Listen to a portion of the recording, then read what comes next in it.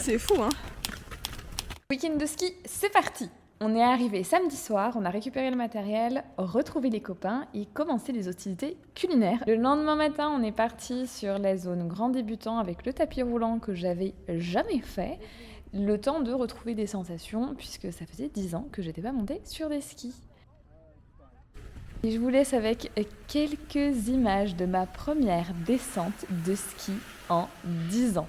J'avais l'impression d'être une voiture sur l'autoroute tellement j'avais l'impression d'aller vite. Mais je me sentais trop bien, trop fière, c'était trop ouf.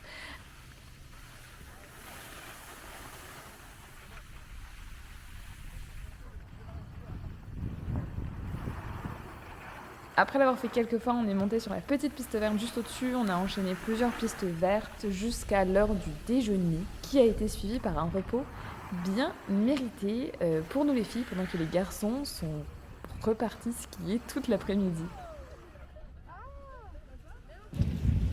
La petite GoPro et toute seule. Je fais mon premier pays, je suis toute seule. Je refais les mêmes pistes que ce matin on a fait full vert. Je suis trop heureuse. J'ai une dégaine. C'est classe. Non, je suis trop heureuse. Je suis repartie du coup toute seule pour une dernière heure et demie de ski. C'était ultra excitant d'être toute seule. Par contre, j'ai été fichue de me tromper sur un panneau et d'emprunter à un moment donné une piste bleue au lieu de prendre une piste verte. Heureusement, à cause du temps mitigé, il n'y avait personne d'autre sur les pistes, donc je m'en suis sortie. Lundi, endurance fondamentale. Bonjour et bienvenue dans la semaine de la course. On commence, on a la neige, on est aux Deux Alpes, il a neigé dans la nuit. Là, je crois que je viens de finir le 10e kilomètre. Je cours extrêmement longtemps parce qu'altitude, parce qu'il y a journée de ski dans les pattes, et puis parce que la route, elle n'est pas partout aussi belle. C'est trop cool. On va courir dans cet environnement-là. Je recommence quand vous voulez. Je suis bien couverte comme vous voyez. Je pars pas à la fleur au fusil non plus. Franchement, on est vraiment sur l'endurance fondamentale. Je privilégie 1000 fois la fréquence cardiaque à mon allure. Je veux surtout pas me retrouver à faire l'erreur d'aller trop vite et de me fatiguer. Alors que je me fatigue déjà dans mes séances de ski et que il y a une grosse course qui arrive samedi. Grosse course qui arrive samedi. Donc, bah voilà. Regardez-moi ce paysage. Je vais vous mettre quelques plans. C'est magnifique. Non mais pardon. J'ai l'impression d'être dans un conte de Noël. Dans un film. Des films tout niais là. À Noël, mais quel bonheur. Quel bonheur.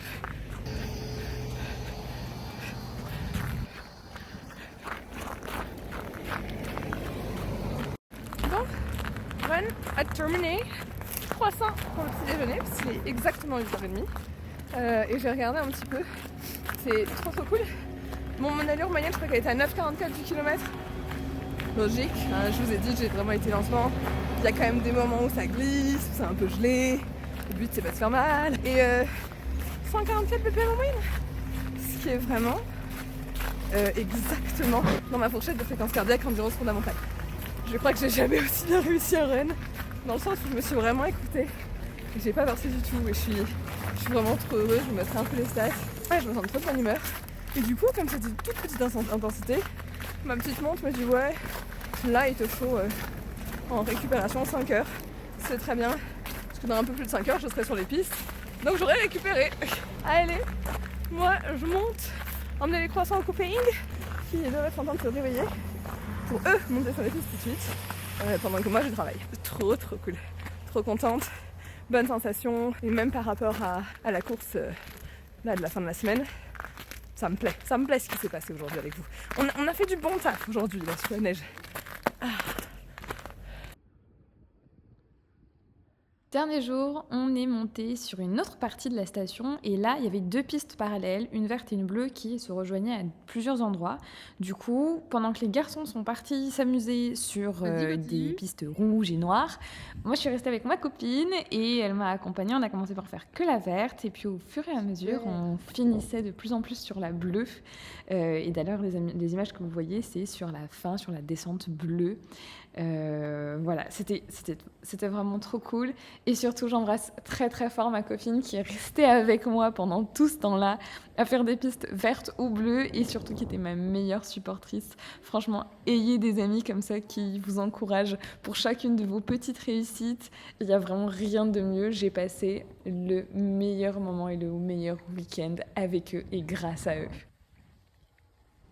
Et franchement, sur ces derniers moments, sur cette dernière descente, moi j'ai commencé à me sentir un peu mieux, un peu plus en confiance. Alors j'étais quand même toujours ultra focus et ultra concentrée, parce que j'étais pas complètement à l'aise bien entendu.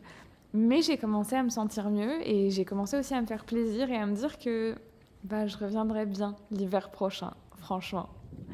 Donc très grosse réussite pour moi, très grosse réussite personnelle, et en même temps, je sais pas, c'était vraiment un moment hors du temps que j'espère avoir l'occasion de vivre à nouveau. Et je suis trop heureuse d'avoir eu l'opportunité de faire ça.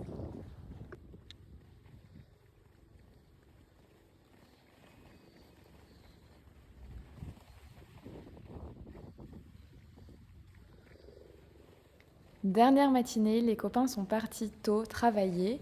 Et nous, on a préparé nos affaires, on est parti rendre mes skis. Et on est revenu à une arrivée de télésiège qu'on avait vue le premier jour, avec cette grande butte juste à côté, et en même temps, il n'y avait rien du tout. Et on s'était dit que c'était un bon endroit pour sortir la luge. Alors avant de partir définitivement et de reprendre la route du retour, on s'est fait quelques descentes.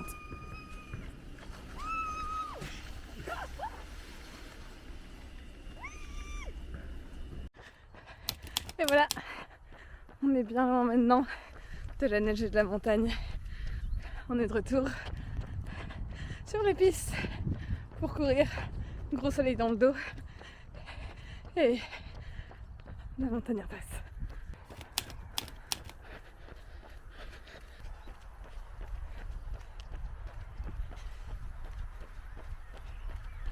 Ça fait 21 minutes que je cours. Ça fait 2,5 km. J'avais envie à partir de 2 km d'accélérer un peu pour être à 8,15, sachant que normalement à 8,30 je suis en endurance fondamentale. Sauf que ça fonctionne pas. J'ai encore les mollets bien chauds du week-end de ski. Et si j'augmente, ma fréquence cardiaque s'emballe. Donc on va rester dans l'allure habituelle, tant pis. On va faire les 50 minutes de run prévues aujourd'hui.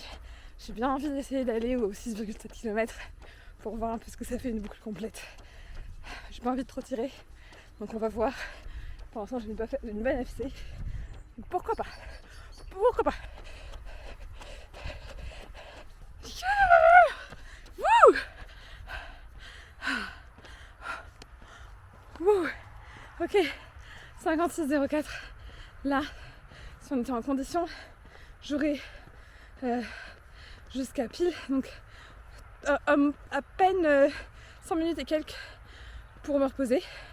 On va marcher tranquillement à la voiture.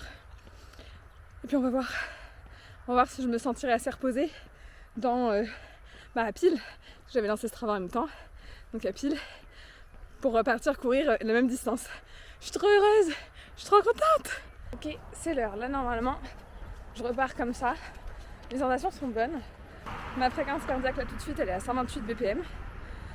Donc ça veut dire qu'avec l'allure que j'ai eue, que j'ai gardée, mon allure globale, et les 4 minutes à peu près, tout petit peu moins, de pause, ma fréquence cardiaque redescend suffisamment pour pouvoir repartir en fait.